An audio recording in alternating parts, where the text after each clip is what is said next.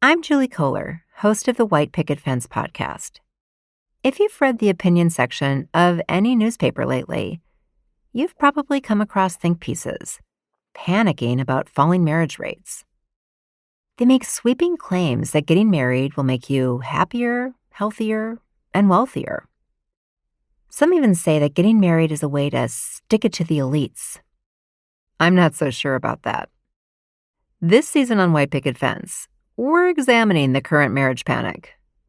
We'll go beyond the rosy sheen of love and commitment and expose the darker side to all of this marriage talk and explore what becomes possible when we broaden our imagination around what relationships can look like. Listen and subscribe wherever you get your podcasts.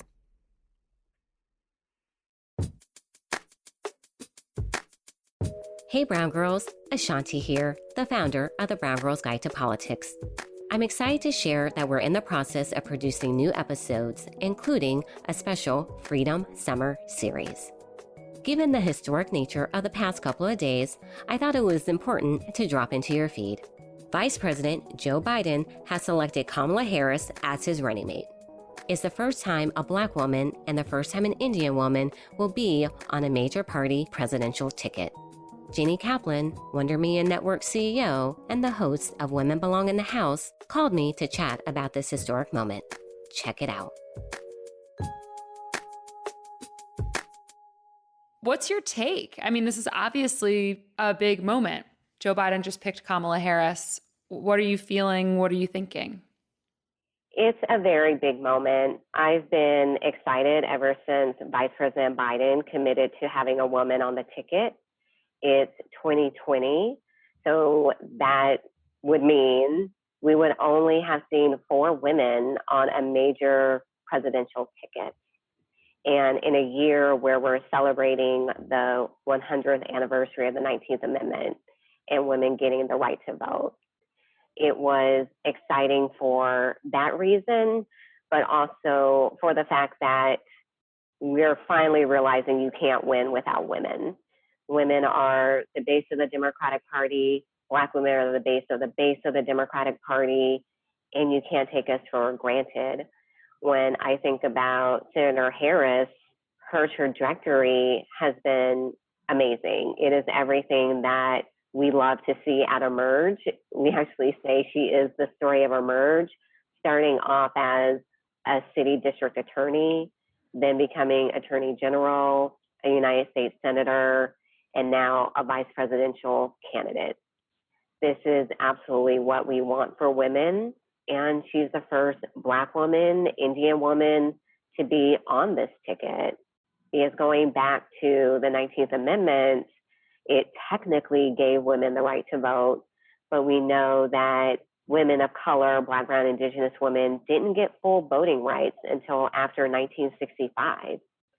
So for Black, brown, and indigenous women, it hasn't been a full 100 years of suffrage, a full 100 years of the women's rights movement in this country. So to see a Black woman, an Indian woman ascend to that is absolutely amazing. And I'm so on cloud 9 about the pick. How do you feel like the coverage has been thus far of the pick? So when we're recording this, it hasn't even been 24 hours yet since it dropped. But I'm not going to lie, I'm already exhausted by the racism and the sexism. A few weeks ago, some other Black women and myself created the hashtag Win with Black Women. And it was in response to the negative coverage we not only saw about Senator Harris, but all of the other women who were potential VP picks, just how they were being absolutely torn apart in the press. It was the exact same thing that we had seen with Secretary Clinton. And we came together because we immediately wanted to call it out. We were going to say, you are not about to do this again. You are not about to disqualify and be horrible to these women because of your issues with racism and sexism And we wanted to stand with those women, in particular Black women, who are being considered. And over the past few days, we've seen more people put out statements about the media and how they need to make sure that they're not being racist and sexist in their coverage. Other organizations have formed to get behind the woman VP, whoever it was going to be. And that was just really important. We knew that we needed to be ready. And I love seeing all of these women come together. But just in the past few hours, from press interviews that I've done, a panel that I've been on, tweets that I'm seeing, people are already discrediting Senator Harris. One tweet, a man said, oh, she should be fortunate that all that stuff without Franken happened, because that opened up the seat on the judiciary and people got to see her through the Kavanaugh hearing, and that put her on the national stage. And I'm like, sir, really? That's it. That's the reason why Kamala Harris is the VP pick. I did a press interview where someone said, well, Black people don't like Kamala Harris. The Black voters aren't behind her. And I told them, tell me why Black voters aren't behind her. And they said, well, I talked to a couple of young Black women and they don't like her. And I said, so those couple of young Black women represent every single Black person in the United States of America? Is it? Black people are not a monolith. Black women are not a monolith. So for you to make that statement is completely untrue. And I just finished a panel with a Black Republican woman, and she made the comment about how they just find it ridiculous that all of these Black women are now supporting Kamala for VP that didn't support her for president. So how is she qualified to be VP if she wasn't qualified to be president? And that one really got to me. And I had to let her know that when there's all these men who are running for president, drop out and get selected to be the VP, we never say those things. All we say is, great pick, because they have all this experience. They're going to bring so much to the role. Or if one of those men is picked to be in the cabinet, that is awesome. So why are we doing this to Kamala? Why is it that because she's not the presidential candidate, she can't be the vice presidential candidate? And that, to me, also shows the sexism and the internalized misogyny that women can have against other women. And I told her that if y'all are going to have that energy for Senator Harris being the VP pick, then y'all are going to need to keep up that same energy in future elections. If a man is running for president, drops out, and gets selected to be the vice president. We constantly show up to vote for mediocre white men who don't even have the qualifications of Senator Harris, but yet we want to disqualify her for not being perfect. And there was a tweet that Jackie Aina, she's my favorite YouTuber, she's a beauty influencer, she did a tweet about how Black women are given no grace. And I retweeted that and I said, I was actually having a conversation with someone and I talked about how Black women are absolutely given no grace. And this is an example of it. Senator Harris is not being given any grace. We have to be perfect. It seems to me, again, it hasn't even been 24 hours yet. So, or maybe it's just about 24. So it's very early days here, but it does seem like there is this story that's emerged in a lot of the coverage that's like excitement on one hand because it's historic, and a lack of excitement, or people, especially the coverage, saying that members of the Black community are not excited about Kamala because of her professional history and this sort of like billing as a top cop. How does that sit with you? What's your take? Like, what is the deal with that? I always say at a merge, the only candidate you're going to 100% agree on is you. So if you want to be that candidate, you need to run for office. Senator Harris, she knew when she ran for president that there was going to be a tax on her record. She addressed them when she was running for president. She addressed them on the debate stage. Some answers were good enough for people. Some answers were not good enough for people. So they absolutely knew that there was still going to be this issue when choosing her as vice president. So she's answered them before. She's going to answer them again. I think criminal justice reform, police reform has evolved a lot since Senator Harris was an attorney general. But what we're seeing is she did pave the way for more Black women to become prosecutors. And when we talk about the reform prosecutors during this time, they're Black women. They're getting it done. So if other candidates are able to evolve on issues and take different stances, again, I think she needs to be given the same grace. I did an interview last night and this came up, particularly they talk more about Republicans attacking her. And I let them know we're in the middle of two pandemics. We're in the middle of a health pandemic and a racial injustice pandemic.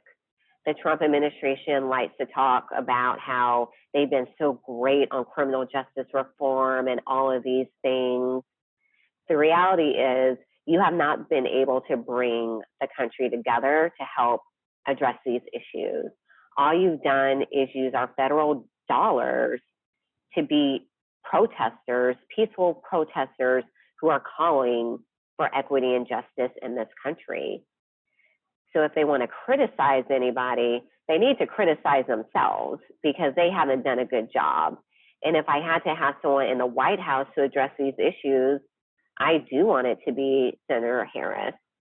I do want someone who has that lived experience, not only being a DA and attorney general, but someone who also knows what it's like being a person of color in this country and what that does mean when you're interacting with our criminal justice system. And for the Black leaders, the Republicans, their criticism is going to be their criticism. But at the end of the day, again, no one candidate is going to be perfect. And I hope that they will sit down and have those conversations with the Biden-Harris ticket and not make it about the past, but what they're going to be able to do during their administration to make things better.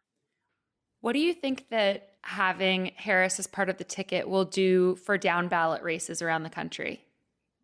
It's going to galvanize people. We've been talking about this a lot, Jenny. I've seen it at Emerge, especially post 2016, with all of these women running and winning. People are excited about those candidates. They're excited about the state and local candidates. In Virginia, are women who ran in 2017, who helped reshape their House of Delegates. I know all those men that won statewide office in Virginia, they won because they were boosted by women. And there absolutely is excitement around Senator Harris. I see it. What she's going to bring to the ticket as a woman, but also how now communities of color are excited about her as well. And I think it says a lot, too, about how their administration is going to lead and how they're going to govern. It's letting us know that they will have Black, brown, and Indigenous people in key decision-making roles. I'm all about an inclusive democracy. Some people want a reflective democracy. I want an inclusive democracy. So they're letting us know that is what they're going to be. And so between Senator Harris and all these great women candidates we got running for Congress, for State House, for mayor, city council, judges, it's going to be another wonderful year for women. I'm very excited. I remember when we talked in March for the last season of Women Belong in the House, you shared optimism that we're going in the right direction in terms of how government is shifting in some ways in terms of representation. And I feel like this is such a good sign that, to me, that 2018 wasn't necessarily a blip, but that perhaps it was more of like a real step and change will be more permanent. Absolutely. And when I was talking to the team at Emerge earlier today, I told them, I said, win or lose, we need to get ready. There's going to be even more women who are going to come to us wanting to run for office. In 2016, after Secretary Clinton's loss, we saw so many women who were inspired to run because of her, to make that change in her community. And now what I'm seeing is those women who ran and won in 2017 and 2018 have inspired the candidates that ran in 2019 and 2020. So we're seeing that ripple effect of why representation matters, because they're seeing women who look like them, who have the same experiences, the background. You know, I love the moms in Congress who have young kids. Those visuals are so important to see. I love when Katie Porter talks about her minivan. I love the historic photo of Abigail Spanberger giving her victory speech and her daughter is playing between her legs. When you see that, that lets you know if they can do it, I can do it. And we're going to continue to see all of these women running, winning, and continuing to inspire other women who want to follow in their footsteps. As we're looking ahead, I mean, you mentioned a little bit already how challenging the past 24 hours have been. It already sounds to me like it will be an exhausting rest of the campaign, just as it will also be a very exciting campaign. How do you feel? I'm still excited. You know, I entered 2020 ready to just leave blood on the floor. I'm like, I want to win. But it is going to be hard. But I never thought it was going to be easy, because women running for office, it's never easy. There's all of those challenges that exist. There's all the barriers that exist. One of the things I say all the time is, even if you have two women who are running for the same position and they're talking about the issues and what they want to get accomplished, you can have reporters who bring sexism into the conversation by wanting to talk about who looks better at the debate. You know, look at their legs, look at their hair. So even when we get to the point where it's just women who are running, we're going to have to deal with these issues. I think it's important for us to name it and call it out. And that's what we've seen in the past 24 hours. And even before, we were ready for it. We're not going to let it stand, that we're going to speak up. And it's also important to fight back, you know, and to be there to support those women, because it's, I hate to say this, I don't see it ever ending. I think it's always going to be a problem, but it's how do we let people know that you can make these comments, but they're not going to slide, and check people on their sexism, their misogyny, and their racism.